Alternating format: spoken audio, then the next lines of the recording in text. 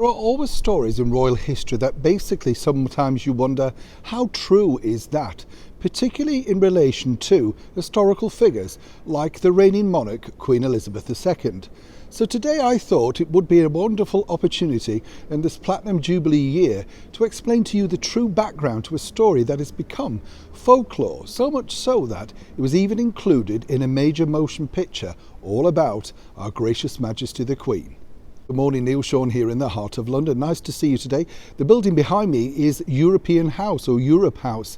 Everything goes on in here. Major figures come and go all day.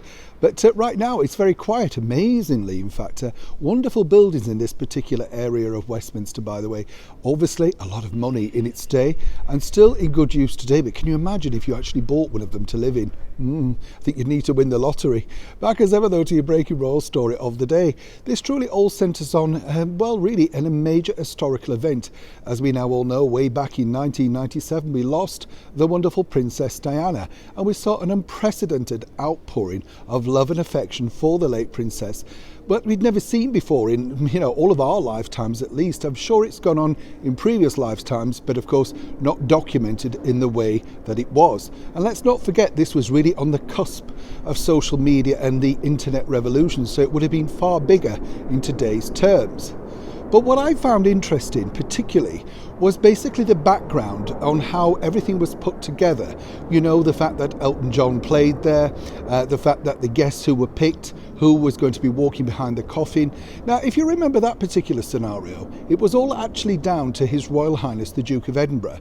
He gave the option to both boys, William and Harry, if they'd like to walk behind their mother's coffin. He knew, of course, it was going to be a very difficult task. But he said, well, if I walk, will you walk? He didn't force them. He simply asked them, and if either one of them didn't want to do it, then he totally understood. He had a wonderful relationship with them. So it's very strange, isn't it, that Prince Harry goes down a different route in this particular narrative now. As ever, we have to say allegedly. But the bigger story really that caught my eye against this particular backdrop was this, because as we all saw in that wonderful film starring Dame Helen Mirren, all about the Queen, it already centred on that current Prime Minister of that era, the Right Honourable Tony Blair. And if you recall, it was his phone call to Her Majesty the Queen that basically said you need to return from Balmoral to meet your people. Remember that one? Well, as we all know, over the years stories change, come and go, that sort of stuff. And this particular story is rather interesting in itself, because as we knew that phrase on that era, the world of a spin doctor, do you remember Alastair Campbell, who was forever at Mr. Blair's side, controlling the media, making sure that we said exactly what he wanted us to say, and seemingly now spends his days attacking the current government over things that basically he also did in the same era.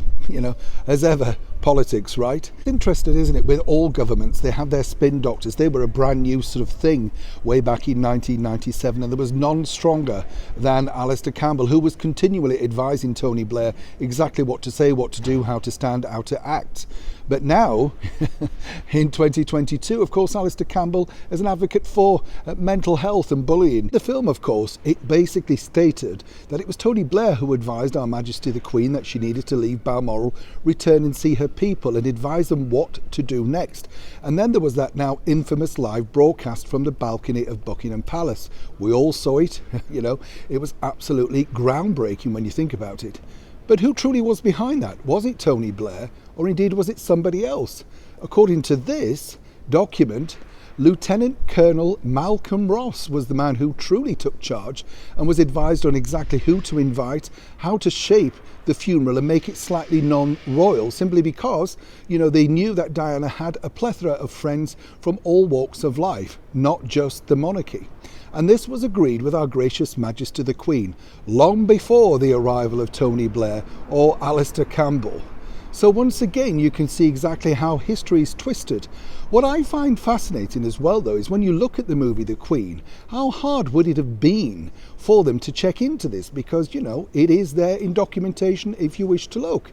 But as ever, perhaps with a movie, it made more sense for them to keep the pivotal role of Tony Blair inside the character, inside the storyline. But the true story was, like everything, it truly was not the case. What happened was Our Gracious Majesty the Queen had already devised exactly how she wished the funeral to proceed. So more importantly, I wonder if this will come up when Tony Blair finally goes to receive his knighthood from Our Gracious Majesty the Queen later this year. As ever, when I know more, you'll know more. Neil Sean in the heart of London.